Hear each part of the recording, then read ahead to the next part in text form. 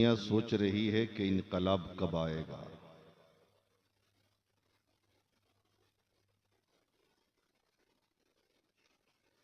लेकिन उन्हें पता नहीं है कि जब तक भारत में गरीब नवाज के दीवाने जिंदा हैं, जरा जोर से और जोर से, जब तक भारत में गरीब नवाज के गुलाम जिंदा है, हर वक्त और हर लम्हा इनकलाब आता रहेगा। आज सरकार मसूद मिल्लत के दीवानों को देखकर ये पता चल रहा है, जो इनकलाब कल आने वाला है वो आज आके रहेगा। अगर मुंह में जबान है और अल्लाह ने गोयाई अता की है तो हुजूर की रिसालत का ऐलान कर दो। बोलो जोर से या रसूल अल्लाह। आज कुछ लोग गरीब नवाज से टकराने चले।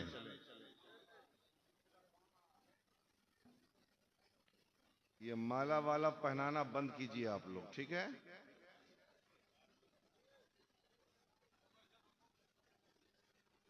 अब इतना पहनाया जा चुका है कि अब आगे जो है ना गड़बड़ हो जाएगा मामला।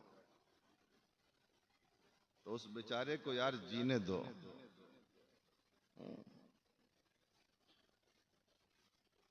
कुछ लोग गरीब नवाज से टकराने चले हैं।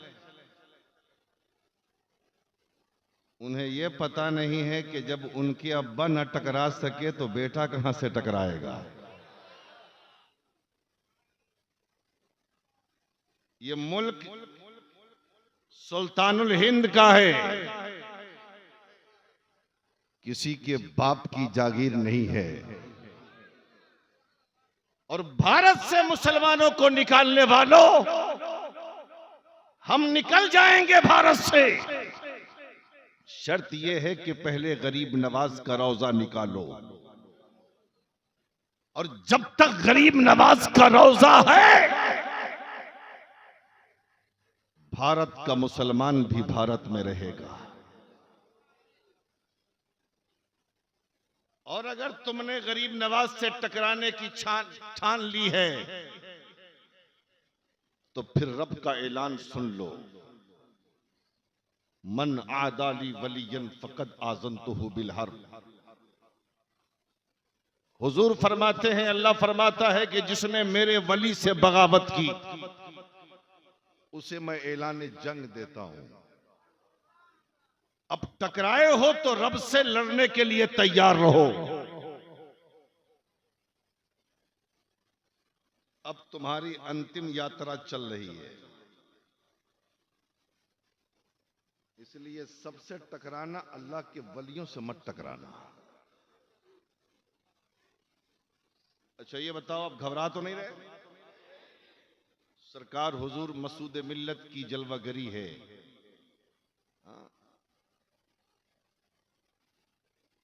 ये उसी निस्बत का फैजान है जिस निस्बत को लेकर गरीब नवाज हिंदुस्तान में आए थे। इसलिए बंगाल वालों,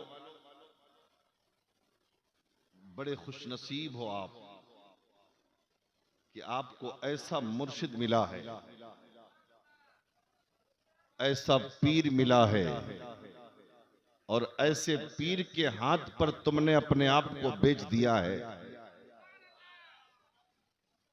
जो आले नबी भी है, वारिस मुस्तफा भी। इसलिए इत्मीनान से बैठो, कुछ काम की बातें कर लो, ठीक है? और बीच बीच में हम खुराक देते रहेंगे। हाँ, मोहब्बत से एक बार दुरूद शरीफ याद है तो पढ़ लीजिए। अल्लाह रब्बु मुहम्मद सल्लल्लाहु अलैहि वसल्लम नहनु इबादु मुहम्मदिन सल्लल्लाहु अलैहि वसल्लम सल्लल्लाहु ताला अलैहि वसल्लम।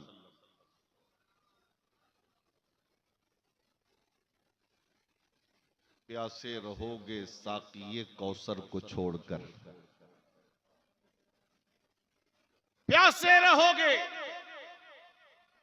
साकिए कौसर को छोड़कर पी जाओ चाहे 7 समंदर निचोड़कर। कितना अच्छा शेर है नात का, और आप चुप हो। प्यासे रहोगे साकिए कौसर को छोड़कर, पी जाओ चाहे 7 समंदर निचोड़कर। और कितना बुलंद हो गया ये मिट्टी का आदमी, कितना बुलंद हो गया ये मिट्टी का आदमी, रिश्ता रसूले पाक के कदमों से जोड़। और धुआं जो जमीन से उठेगा गगन जल जाएगा। धुआं जो जमीन से उठेगा गगन जल जाएगा। और काफिला इंसानियत का बेकफन रह जाएगा। और कौन सी भाषा है, किसका धर्म है, मत छेड़िए, वरना जिद की आग में सारा वतन जल जाएगा।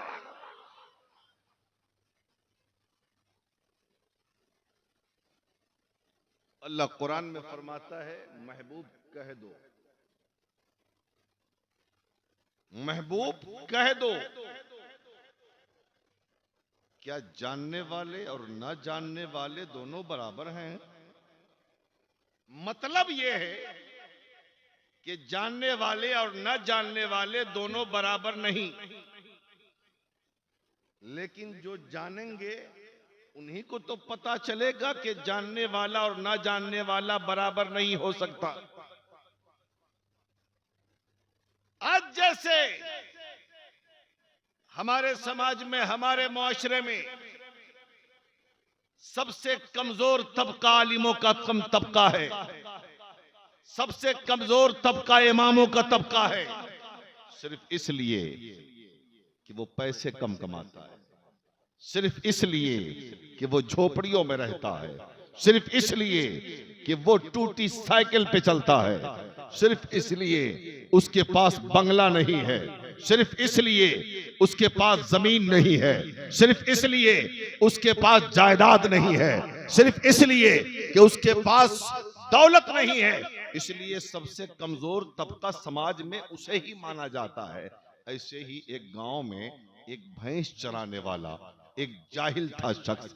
एक दिन भैंस चराते चराते उसके दिमाग में, जरा जहन को करीब करना तो बात समझ में आएगी, उसके दिमाग में एक बात आई कि यार हम भी इंसान हैं, वो इमाम जो हमें नमाज पढ़ाता है वो भी इंसान है, हम भी नबी का कलमा पढ़ते हैं, वो इमाम जो नमाज पढ़ाता है वो भी नबी का कलमा पढ़ता है, हम भी कुरान पढ़ते हैं, वो इमाम भी मुस्तफ़ा का कुरान पढ़ता है, हम भी नबी से मोहब्बत करते हैं, वो इमाम भी नबी से मोहब्बत करता है, लेकिन क्या वजह है हम बस्ती के होकर आगे मुसल्ले पे न चढ़ सकेंगे, हम बस्ती के होकर नमाज नहीं पढ़ाते, और ये बाहर की बस्ती का पैसे देकर लोग आ लाए हैं, और ये मुसल्ले इमामत पे चढ़कर कौम की रहबरी करता है, कौम की इमामत करता है, इमामत का ताज इसके सर पे है, आखिर मैं क्यों नहीं पढ़ा सकता? चलो आज चलते हैं नमाज पढ़ने, लेकिन हम नमाज पढ़ेंगे नहीं, नमाज पढ़ाएंगे। वो भैंस का चराने वाला मगरिब से पहले अपने घर आता है, कभी कभी जुमा पढ़ता था, 5 वक्त तो नदारत थी उसकी नमाज, लेकिन उस दिन वो मगरिब से पहले घर आया, भैंस को अपनी जगह पे बांध देता है, वजू बनाता है, अच्छा कपड़ा पहनता है, और पहनने के बाद सर पे टोपी पहनकर वो चला मस्जिद की तरफ। अब लोग सोच रहे हैं ये भैंस का चराने वाला, ये जानवर को हकाने वाला, ये आज मस्जिद की तरफ जा रहा है। बहुत ताज्जुब की बात है, लोग सोचने लगे चलो अच्छा है, कम से कम नमाजी तो बन रहा है, कम से कम अल्लाह को सजदा तो करेगा, कम से कम रब की बंदगी तो करेगा, लोग ये सोच रहे हैं, लेकिन उसकी नीयत ये है हम मुसल्ले इमामत पे चढ़ेंगे। आज इमाम को पीछे हटाकर हम मुसल्ले इमामत पे चढ़कर कौम की इमामत करेंगे। वो मस्जिद में गया, बिल्कुल तैयार था, जो ही मुअज्जिन ने मगरिब की अजान पढ़ी है वो बिल्कुल आगे सफ में जाके खड़ा हो जाता है। जब नमाज अजान हो गई, जब मुकब्बिर ने तकबीर कहा, इमाम को आगे बढ़ना चाहिए था। उसने कहा इमाम साहब रुक जाइए, आज मुझे आगे बढ़ने दीजिए। वो भैंस का चराने वाला मुसल्ला इमामत पे जो ही चढ़ता है, इमाम ने तो कुछ नहीं कहा, लेकिन उसके घर के लोग, उसके पड़ोस के लोग, उसकी बस्ती के लोगों ने उसका गरीबान पकड़ा, उसका दामन पकड़ा, और दामन पकड़ने के बाद उसके गरीबान को थामने के बाद मुसल्ला इमामत से पीछे हटाया, और हटाने के बाद कहा पहले नमाज पढ़ लेने दो, फिर तुम्हारा हम हिसाब करेंगे। पहले नमाज पढ़ लेने दो, फिर तुमसे सवालात किए जाएंगे। पहले नमाज पढ़ लेने दो, फिर तुमसे बात की जाएगी। मगरिब की नमाज मुकम्मल हुई, अब लोग उसके करीब आए, कहा चराता भैंस है, तुझको किसने कहा था मगरिब की इमामत करने के लिए? वो कहता है मैं भी मुसलमान हूँ, इमाम भी मुसलमान है, मैं भी कलमा पढ़ता हूँ, इमाम भी कलमा पढ़ता है, मैं भी नबी का गुलाम हूँ, इमाम भी नबी का गुलाम है। आखिर वो पढ़ा सकता है तो मैं क्यों नहीं पढ़ा सकता? इसलिए मैंने आगे बढ़कर मुसल्ला इमामत पर चढ़कर नमाज पढ़ाने की कोशिश की है। लोगों ने कहा शर्म नहीं आती है? अरे ये इमाम को तुम सिर्फ इंसान समझता है, सिर्फ मुसलमान समझता है। अरे कोई इमाम ऐसे नहीं बनता, कोई मुक्तदा ऐसे नहीं बनता, कोई रहबर ऐसे नहीं बनता, कोई कोई पेशवा ऐसे नहीं बनता। कहा फिर कैसे बनता है? कहा जब एक इंसान मदरसे में दाखिल होकर और मदरसे की चूटी चटाई पर बैठकर रब का कुरान पढ़ता है और मुस्तफा की हदीस पढ़ता है, तो जमाना उसे इमाम बनाता है, जमाना उसे पेशवा बनाता है।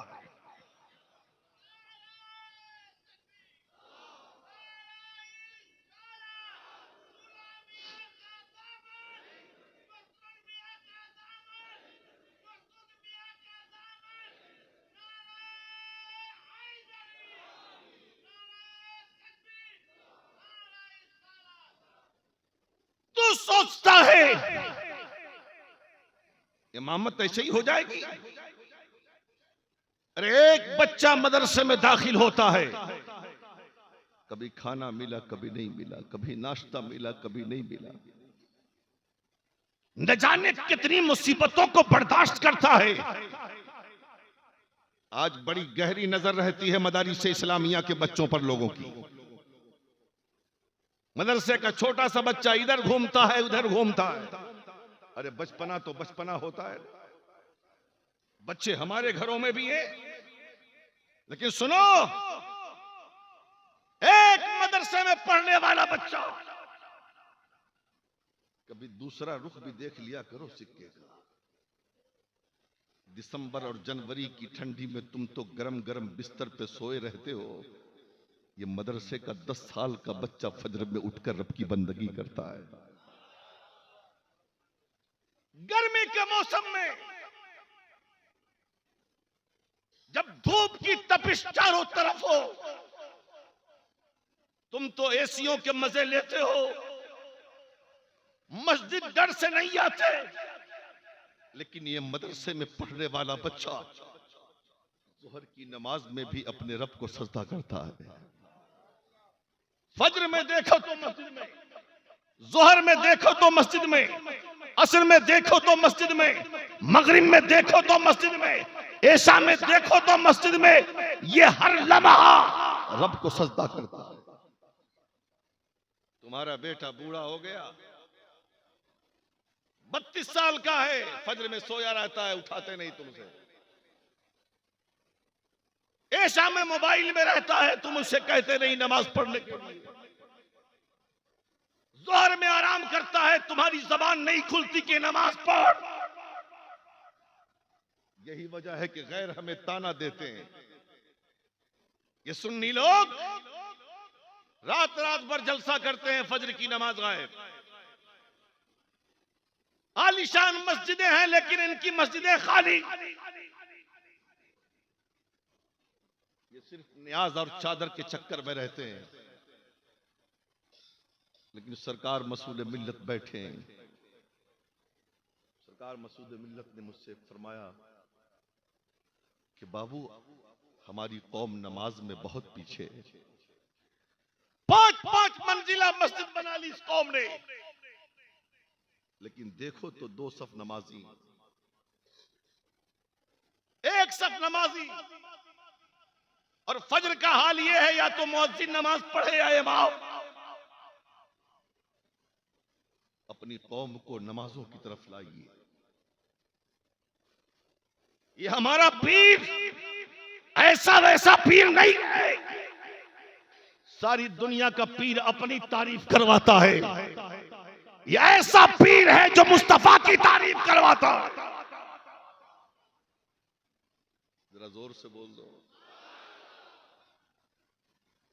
लोगों ने कहा मियां इमामत वही कर सकता है जिसका सीना इल्मे मुस्तफा से भरा हो,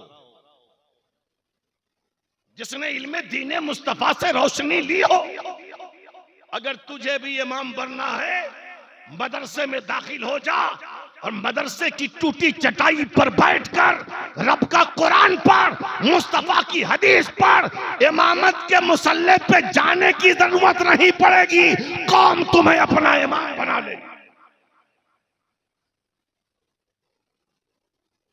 बड़ी बेइज्जती हुई थी उस गरीब की उस दिन मस्जिद में, बड़ी बेइज्जती। सुन रहे हो आप? कान से मत सुनना मेरी तकरीर, दिल से सुनना। दिल से सुनोगे तो बड़ा अच्छा लगेगा। वो रास्ते भर सोचता चला गया कि आज बड़ी बेइज्जती हुई, इसलिए इसका इजाला भी जरूरी है। वो सोच लिया चाहे उम्र कितनी भी हो। हुजूर ने फरमाया इल्म हासिल करो मां के गोद से लेकर कब्र की गोर तक, इसलिए मैं पढ़ूंगा मुस्तफा का कुरान। जोर से और जोर से या रसूल अल्लाह, मैं पढ़ूंगा मुस्तफा की हदीस। घर गया, देखा रो रहा है। बीवी ने पूछा मेरे सरताज क्या बात है? गए थे बड़ी खुशी खुशी, रो क्यों रहे हो?